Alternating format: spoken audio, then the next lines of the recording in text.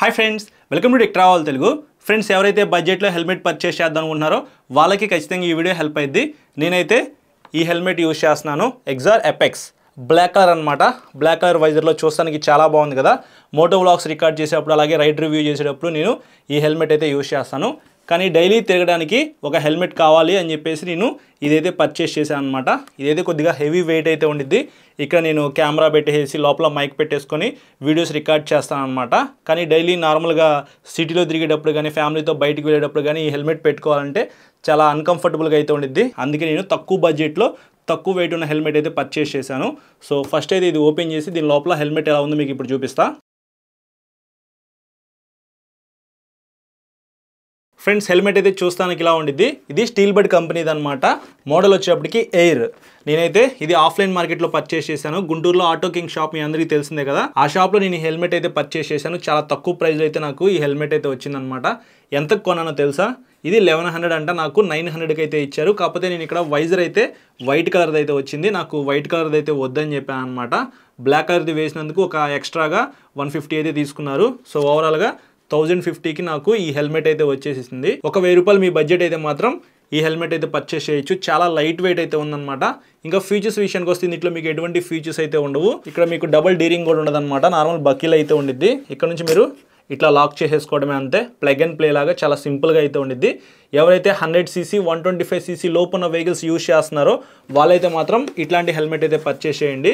150cc 200cc 250cc పైన ఉన్న vehicles ఎవరైనా నడుపుతూ హెల్మెట్ అనేది ఇది యూజ్ చేస్తున్నట్లయితే మాత్రం ఇదైతే మీకు అంత స్పీడ్ వెళ్ళే వెహికల్స్కి సెట్ అవ్వదు అనమాట. కానీ తక్కువ స్పీడ్ వెళ్ళే వెహికల్స్కి ఇది సరిపోయిద్ది. 250-300 రూపాయలకి రోడ్ల మీద అమ్మే హెల్మెట్తో కంపేర్ చేసుకుంటే ఇది చాలా బెస్ట్ అనమాట. ఫస్ట్ అయితే ఇది రిమూవ్ చేద్దాము. ఇక్కడ మీరు చూడొచ్చు, ఇది నాకు పర్సనల్గా చాలా బాగా నచ్చింది అనమాట. అందుకే నేను ఇది పర్చేస్ చేశాను. మొత్తం మీకు 990 గ్రామ్స్ ఇది ఉండిద్ది అని చెప్పేసి మెన్షన్ చేశారనమాట. అంటే 1 kg దాకా అయితే మీకు ఇది బరువు ఉండే అవకాశం అయితే ఉంది. కానీ నాకైతే అసలు లైట్ వెయిట్ అనిపిస్తూ ఉంది. బ్యాక్ సైడ్ మీకు ISI మార్కింగ్ అయితే చూడొచ్చు. సో ISI స్టాండర్డ్స్తో మీకు ఈ హెల్మెట్ అయితే లభిస్తూ ఉంది. కొద్దిగా ప్రీమియం హెల్మెట్స్ మీరు పర్చేస్ చేస్తే మాత్రం ISIతో పాటు .ECE అని చెప్పేసి ఇంకా 2 ఎక్స్ట్రా సర్టిఫికేషన్స్ అయితే ఉంటాయి అన్నమాట. సో అవి మీకు చాలా డ్యూరబుల్ అయితే ఉంటాయి. ప్రస్తుతానికి ఇది తక్కువ బడ్జెట్లో లభిస్తూ ఉంది కాబట్టి ISI మాత్రమే ఇచ్చారు.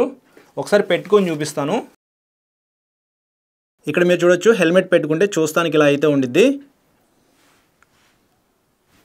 సో సైడ్ వ్యూ అయితే మీకు చూస్తానికి ఇలా ఉండిద్ది అనమాట. బాగుందా? ఇటు సైడ్ వ్యూ అయితే చూస్తానికి ఇలా ఉండిద్ది. ఎవరైతే తక్కువ బడ్జెట్లో ఒక హెల్మెట్ కావాలనుకుంటున్నారో మీరు ఖచ్చితంగా ఈ హెల్మెట్ అయితే పర్చేస్ చేయొచ్చు.